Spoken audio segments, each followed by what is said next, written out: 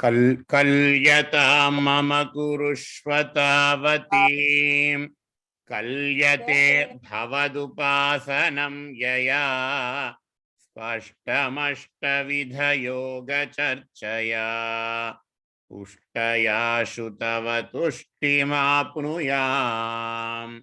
ब्रह्मचर्य दृढदादिभिर्यमैः आप्लवादिनियमैश्च पाविताः कुर्महे दृढममि सुखासनम् पंकजाद्यमपि वा भवत्पराः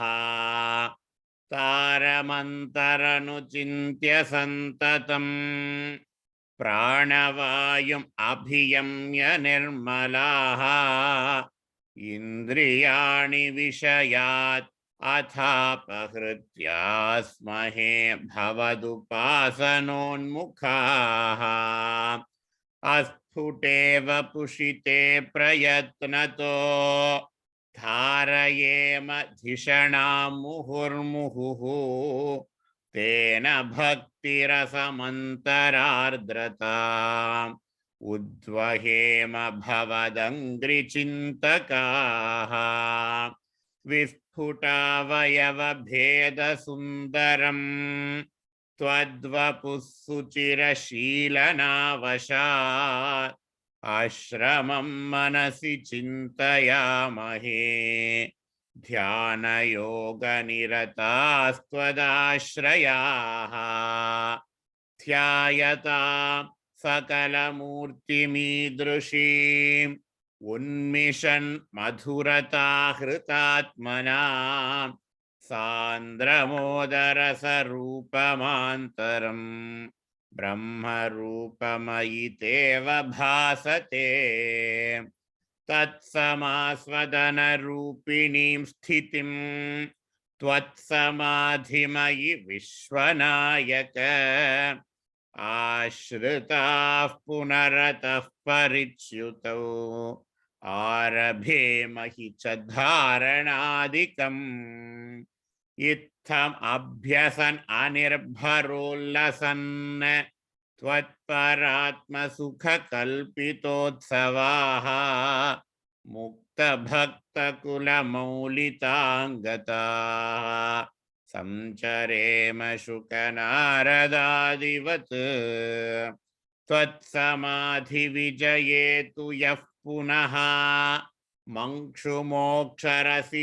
क्रमेण वा योगवश्यमनिलं षडाश्रयैः उन्नयत्यजसुषुम्नयाशनैः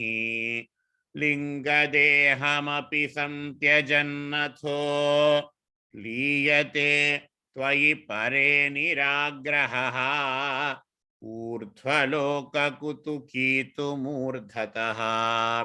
सार्धमेव करणैर्निरीयते अग्निवासरवलर्क्षपक्षगैः उत्तरायणजुषा च दैवतैः प्रापितो रविपदं भवत्परो मोदवान् ध्रुवपदां तमीयते आस्थितोऽथ महरालये यदा शेषवक्त्रदहनोष्मनार्द्यते ईयते भवदुपाश्रयस्तदा वेधसः पदमतः पुरैरवा तत्र वा तव पदेऽथवा वसन् प्राकृतप्रलययेति मुक्तता स्वेच्छया खलु पुरा विमुच्यते संविभिद्य जगदण्डमोजसा तस्य चक्षितिपयो महोनिल द्योमहत्प्रकृतिसप्तकावृतिः तत्तदात्मकतया विशन् सुखी याति ते पदम् अनावृतं विभो अर्चिरादिगतिमीदृशीं व्रजन् विच्युतिं न भजते जगत्पते सच्चिदात्मक भवद्गुणोदयान् उच्चरन्तमनिलेश पाहि मां। श्री हरे नमः, श्री हरे नमः, श्री हरे